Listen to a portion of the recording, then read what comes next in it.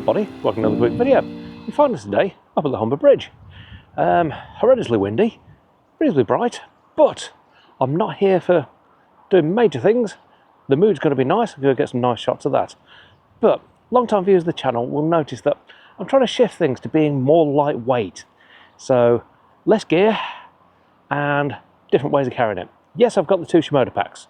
I've got the big 35 litre, which is great for you if out on a big hike. So it's not normally full of camera gear, it's full of waterproofs, extra trousers, bits and pieces, covering all eventualities if you're going up a mountain, that sort of thing. I've also got the 20 litre Urban Explorer. Now that works really, really nicely if you're just wandering around, if you're just doing smaller bits. So you haven't really got a great deal that you need to carry. Got a fantastic PGY-Tech Beetle clips, your camera stays out, just bobbing around.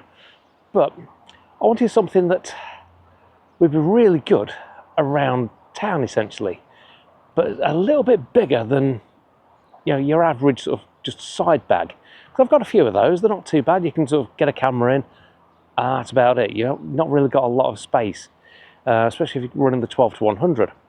So I reached out to Kent Faith and asked them about their Urban Wanderer side pack, and essentially it's what on the surface looks like a fairly standard side sling camera bag, but it doesn't look like a camera bag, which is what I'm after. I don't want something glaringly obvious as being a camera bag.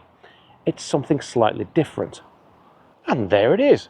As you can see, you may have a little bit of branding on there, but it looks more like just a normal side satchel. So I thought, yes, that's ideal. So with that sort of thing in mind, it's perfect for carrying like a little bit extra. So I can drop the 12 to 100 in on the OM1. I can throw an extra lens in there if I want to put the 40 to 150 in, or say the 7 to 14, which I'm carrying today. And I've got room then to put the pouch for the Osmo, which I'm filming you on now, in there as well. So it covers a fair few eventualities. So I thought, well, I'll get one and we'll have a look. Now, we'll be brutally honest here, it has been sent to me free of charge to actually have a look at and sort of get a bit of a review on. So no money's changed hands at all. But just be clear on that. So I've not paid for it out of my own pocket, put it that way. But this is going to be a brutally honest review of what I think to the bag. And I've used it a few times now. So the plan for today is we're going to get out to the bridge, get a few shots in, may go wide, probably a few sort of classic cliche shots, but yeah, that's what we're doing. But it's more about testing, see what this bag's like, and just having a wander around and see what it's like. Now, I will apologise now, there's probably going to be a lot of wind noise. We're looking at around about 40 mile an hour wind gusts at the moment, and for some reason it's like this year has been sort of minimum wind speeds of about 15 miles an hour. It's been ridiculous. So I'm having to sort of work around. So I've got the mic just tucked into the jacket at the moment. Hopefully the audio's coming through okay. But let's go and have a wander over to the bridge. We'll see what we can get. I'll cover a bit more what I think to the bag and how it sort of works as we go.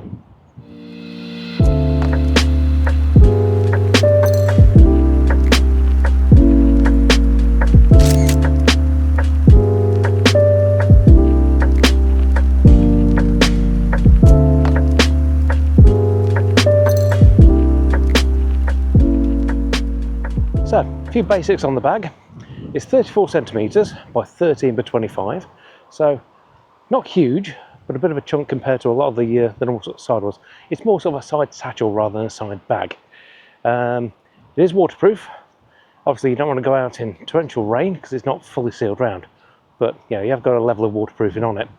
And it does come with magnetic clasps, so rather than having buckles, which it looks like it's got buckles on it, they're actually on sort of fairly strong magnets.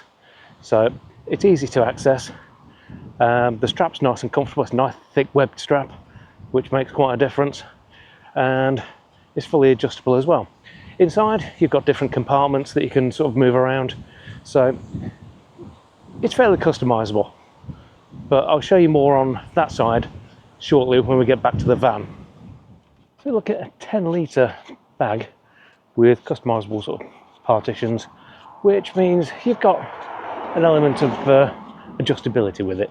So it's not just fixed in place. And being the 10 litres, you've got enough room to actually play with. There is actually enough room to drop a laptop in here or an iPad.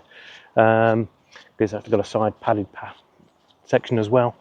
And there's enough room at the front for sort of storing a battery or 2 memory cards. But you're not encouraged to go overweight, which is the main key to it. Yeah, this is quite big for a camera little side bag, but it's quite small for a satchel, so it sort of hits that mid-ground quite well. So the key for me is it doesn't look overly like a camera bag. It just looks like you're carrying some kind of side satchel, which I find quite important, especially if I'm sort of out and about. I don't really want to sort of draw attention to myself, even though most of the time I wander around with the Osmo talking to you guys, so it's a little bit obvious. But yeah, if I'm out and about without the Osmo, it's a lot easier for me to sort of just blend in and sort of disappear a little bit, rather than sort of standing out like, look at the photographer over there. I'm not really into that sort of thing. So that's why I've got this, and little wanders out like this where you're not trudging for miles and miles. Something like this is absolutely perfect. Like I say, out in the street it'll be lovely just to give you a few options so you can actually carry a few different lenses. So yeah, that's the sort of options that I was looking at, and so far this is actually, for me, fitting the bill quite nicely.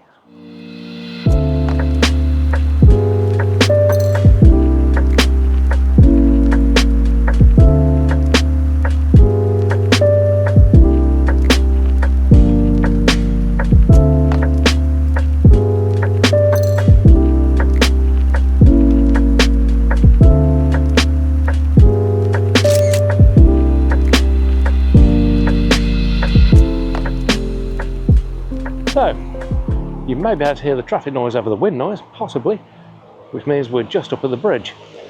So, I've got the 12100 out, grabbed a snap already, looks quite nice. It's not as moody as I wanted it just here. Over in the distance it is, but the wind's blowing things this way, so it should work out, I think.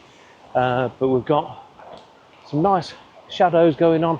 Sun's fairly high up at the moment, so yeah, there's a chance for some interesting low down sort of wide angle shots as well, which is where swapping over to the 7-14 will come in.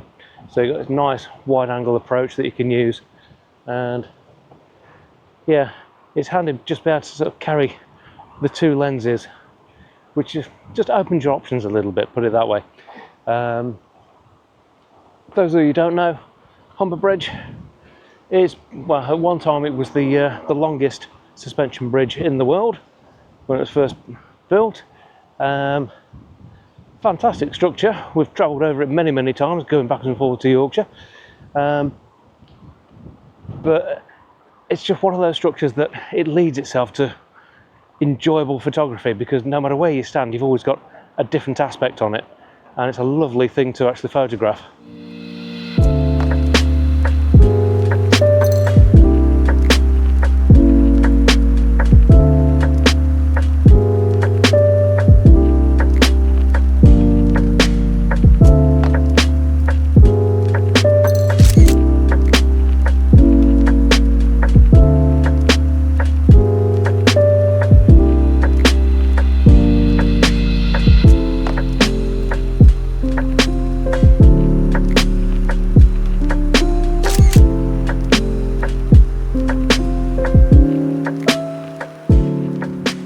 Obviously, one other handy thing with this being a little bit bigger is you've got access to actually sort of hold the bag open, change your lens, and not really sort of be sort of lenses everywhere and stuff like that, so you can still keep everything contained within the bag. Yeah, it's kind of fitting exactly what I was after. Obviously, build quality wise, seems pretty good. We've got multiple sort of chambers that you can adjust. It actually comes with the dividers. It's the same sort of divider you get on most sort of bags, really, so if you've got another bag you could even add more if you wanted to. I run this with just the 2 dividers in there. It comes with 3, but very customizable. You can do lots of sort of different things with it. You've got a side pouch on either side as well, so you can put a bottle in there if you needed to for a little drink. But the thing I quite like about it is, so it's comfortable to carry, it's big enough to handle most things, and it just gives out a little bit of extra versatility without lumping the backpack on and standing out as sort of essentially a photographer with potentially loads of gear on your back. It's something I've never really enjoyed the advertisement of. That's why I've always, if I could, actually had a bag that's been sort of rear opening, so someone can't come up behind you, unzip the bag and take anything out without you knowing it. Obviously this is right near your side, so you've got a little bit more sort of protection from that. You still have to be a little bit of aware, obviously. You know, if you're in sort of a street environment, things can happen, but generally, you know, because it doesn't look particularly like a camera bag, it gives you that little bit of extra reassurance.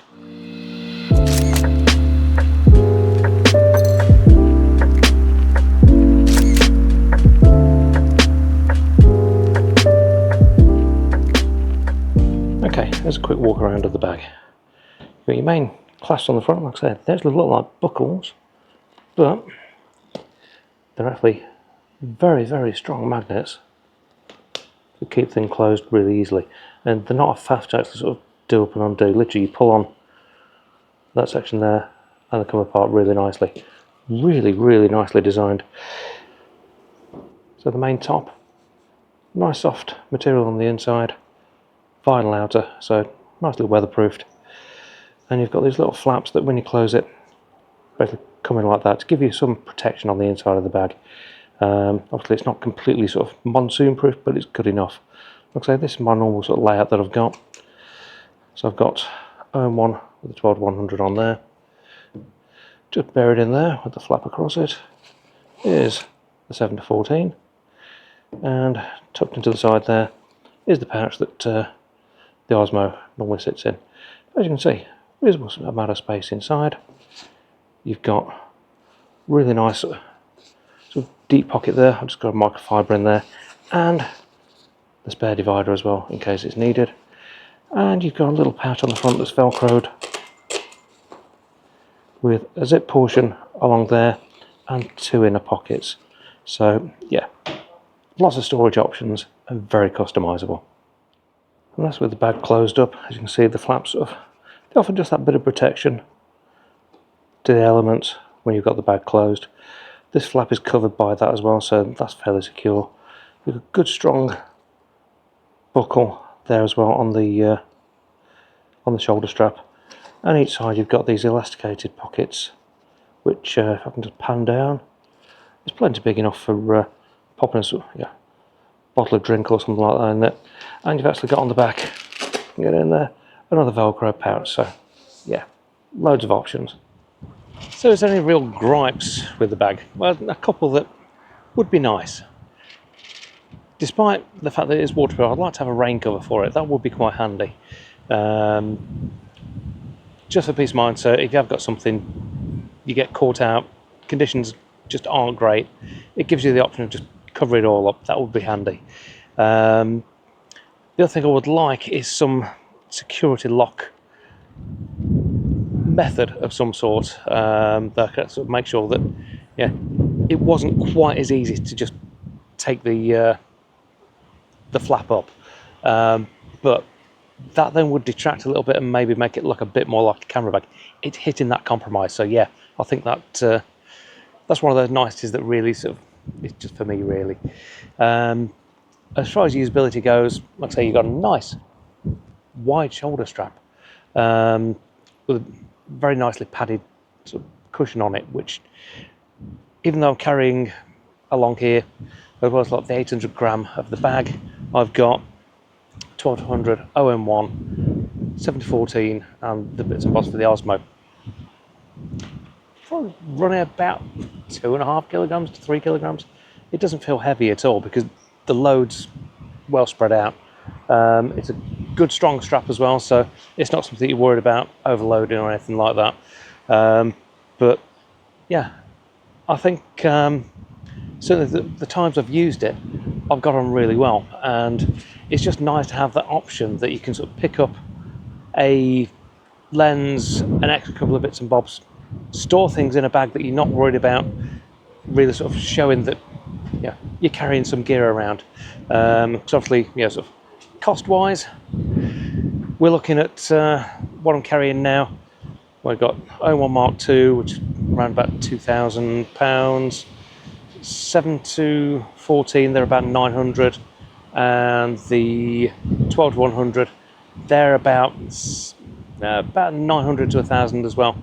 So yeah, there's a high value actually in the bag, but because it's not advertising that you're carrying a lot of camera gear in here, it gives you that little bit of extra confidence that you're not going to get targeted like you would if you're carrying around a very obvious camera backpack. So back in the van because it is horrendously windy out. I've got a few nice shots, nothing spectacular because the conditions are a little bit iffy, but it's what we've got. The main thing I wanted to do was get out with this bag, and I have to admit I'm impressed with it. It's got those little niggles that I mentioned, but in general, like I say, you can see the amount of space you've got in there, and you can customise that as well. Like I say, you've got in there these sort of bits with a little flap over, so you can actually sort of use it to cover things over, and there's a straight one in there as well, so basically it looks like that. But that gives you lots of options to actually sort of customise the interior for exactly how you want it. Like I say, as you can see, it's not a small bag, but in general it doesn't look like a camera bag. It just looks like sort of a bit of a side satchel sort of thing that you could sort of blend in with. It doesn't scream, look at me, I'm carrying an expensive camera, which is exactly what I was looking for. So yeah, I think this will be coming out quite a bit. Well, if I'm taking the smaller stuff, like if I'm just taking the GX7 out, it's not a problem. Yeah, the little tiny bags, they're not an issue at all. But when you're carrying something that you're doing a little bit more with, so like I say, I normally go out with the 12 to 100. I can put the 40 to 150 in there, and it's no problem at all. Same with the 7 to 14 I've had in today. It's great for it. Works really, really well. But if it's sort of thing that you'd be interested in, I'll pop a link down below. There is actually a discount code as well, so if you go through that, I'll get a little tiny bit of commission from it. Just be sort of completely above board, so it is like an affiliate link. But if you use this code in there, you'll also get 17% off if you place an order. So yeah, it does actually work out a little bit cheaper. Retail, they're about $69.99, but obviously you get your 17% off, so it works out a little bit cheaper. And like I say, it's a well-built bag, and it does exactly what I want it to. It bridges the gap between the smaller camera bags and the bigger backpack, and just gives you that extra option that, as far as sort of me going out with the bigger gear, I don't really like using the backpacks too much, because even though I know not to overpack them, you always end up thinking, oh, I've got room, I'll just take that just in case. And you load up and load up and load up, and all of a sudden you've got a massive backpack full of stuff that you don't really need to carry. And like I say, I'm all about lightness these days. I don't need all of the extra sort of weight that I used to carry around when I was younger. I just want to sort of go out there and not end up sort of aching because I've loaded sort of an 8K pack together just in case I might need this lens. I've changed my style, and I think it's working better for me. I'm enjoying it more, and that's the key to it. The enjoyment really is key. But like I say, links down below, so go check it out if you do want one of these. Use that discount code, looks like it's just there again now, and hopefully it's something that you'll enjoy just as much as I've enjoyed using it. So this is my first time out. I've used this a few times now, and each time, yeah, it's great. It's easily customizable, and I've had no trouble with it at all. But if you've enjoyed the video and it has been useful for you, please hit that like button. Really helps out. And if you're not subscribed, hit the subscribe button. It's free of charge, but helps out the channel no end. But from an incredibly windy Humberside, thanks for watching. We'll see you again next time. Take care.